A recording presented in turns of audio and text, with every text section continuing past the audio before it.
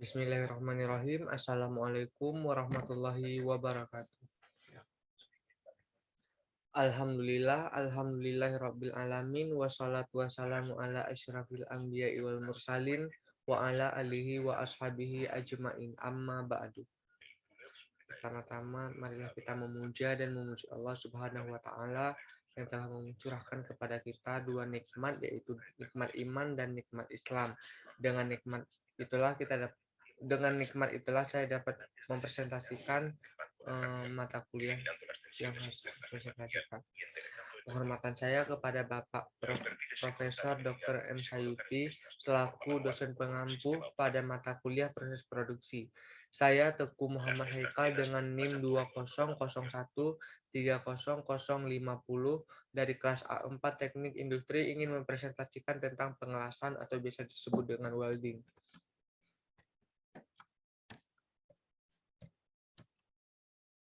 Yang pertama itu pengertian pengelasan atau welding.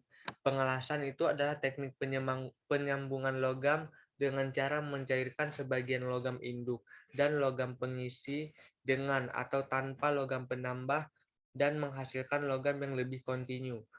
Pengertian ini diungkapkan oleh Siswanto pada tahun 2011. Pengelasan itu adalah metode penyambungan yang telah banyak digunakan untuk konstruksi bangunan aluminium dan konstruksi mesin. Metode pengelasan itu digunakan untuk penyambungan dan juga untuk reparasi ataupun perbaikan-perbaikan, misalnya untuk membuat lapisan keras pada perkakas dan mempertebal bagian-bagian konstruksi yang aus. Selanjutnya yaitu jenis-jenis pengelasan. Pengelasan dapat dibagi dalam 3 kelas utama. Yang pertama pengelasan cair, yang kedua pengelasan tekan, dan yang ketiga yaitu pematrian. Pengelasan cair adalah pengelasan di mana sambungannya itu dipanaskan dan sampai mencair dengan sumber panas dari busur listrik atau sumber api gas yang terbakar. Yang kedua yaitu pengelasan tekan, yaitu pengelasan di mana sambungannya itu dipanaskan dan kemudian ditekan sehingga menjadi satu. Yang ketiga yaitu pematrian, yaitu cara pengelasan di mana sambungannya itu diikat dan disatukan dengan menggunakan panduan logam yang mempunyai titik cair rendah. Dalam hal ini logam induk tidak turut mencair. Berikut ini yaitu contoh-contoh dari aplikasi pengelasan.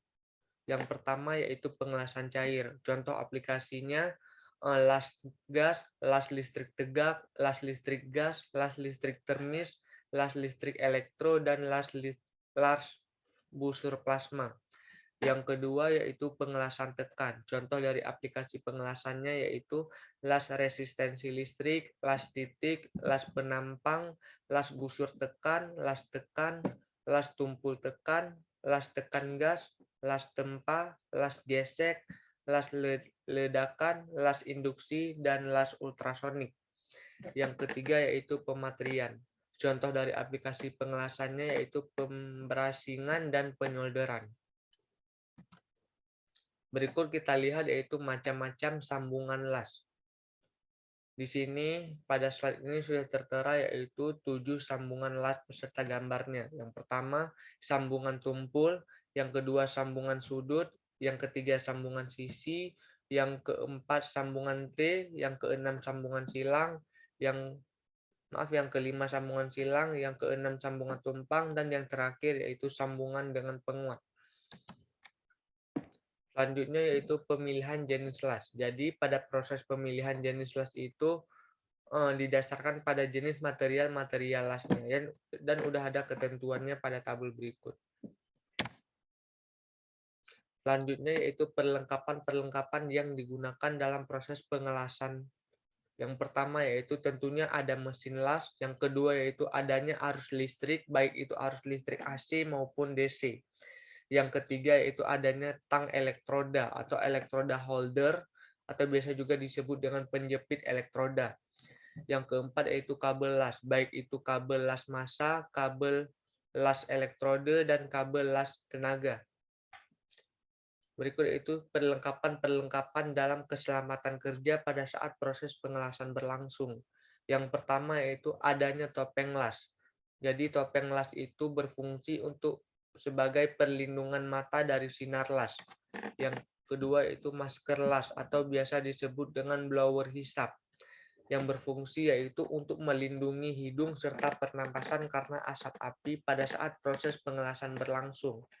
Yang ketiga yaitu adanya apron atau pelindung mata yang berfungsi untuk perlindungan badan dari percikan-percikan api pada saat proses pengelasan. Yang keempat yaitu adanya sarung tangan welding. Jadi sarung tangan welding ini yaitu sarung tangan khusus yang digunakan pada saat proses pengelasan. Yang kelima yaitu adanya sepatu pelindung. Adapun perlengkapan-perlengkapan batu pada saat proses pengelasan yaitu adanya tang, sikat baja, palu kerak, meja las, serta mesin gerinda. Selanjutnya yaitu kelebihan-kelebihan pengelasan.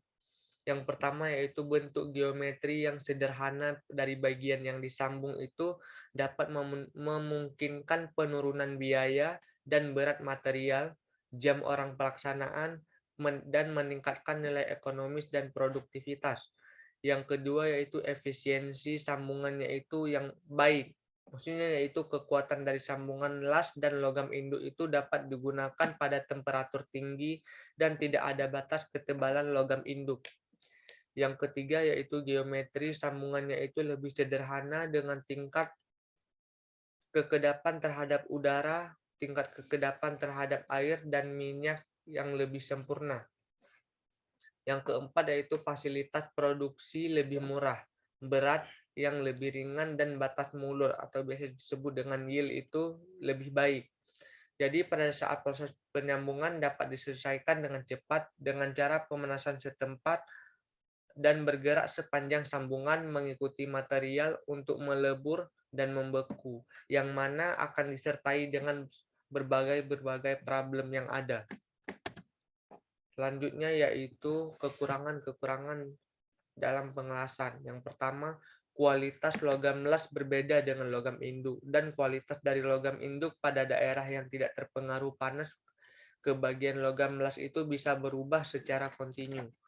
Yang kedua itu terjadinya distorsi dan perubahan bentuk atau biasa disebut dengan deformasi. Terjadinya distorsi dan deformasi itu disebabkan oleh pemanasan dan pendinginan yang cepat.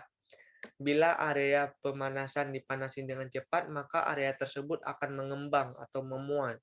Bagaimanapun, perubahan bentuk dari area las itu bisa disebabkan oleh penyusutan pada saat area las menjadi dingin.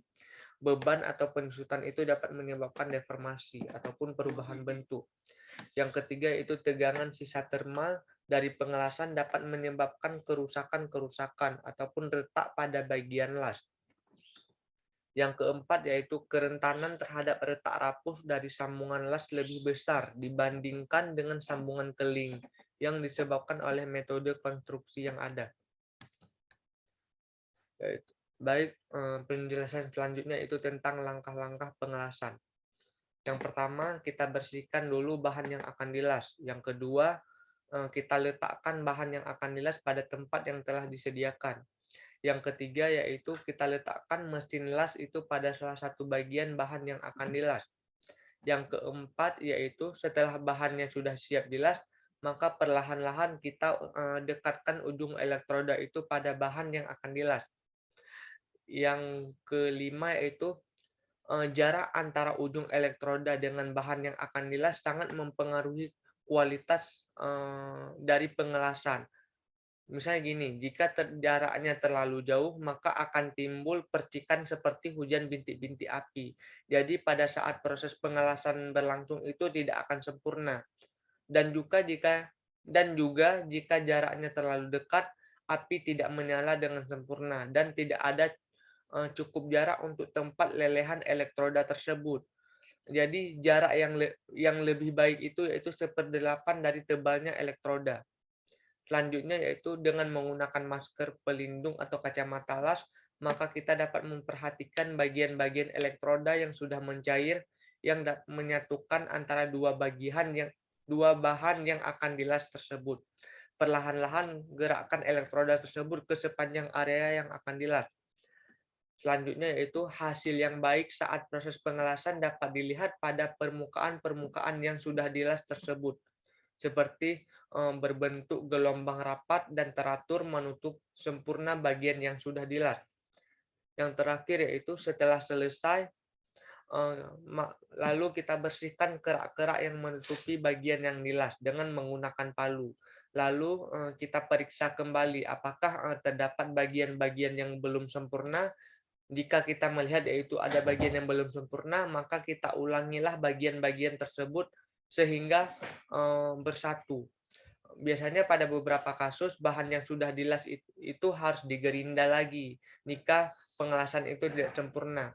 Namun jika tidak terlalu fatal, maka kita cukup mengelas bagian yang belum terlas secara sempurna tersebut. Sekian presentasi dari saya, lebih dan kurang saya mohon maaf.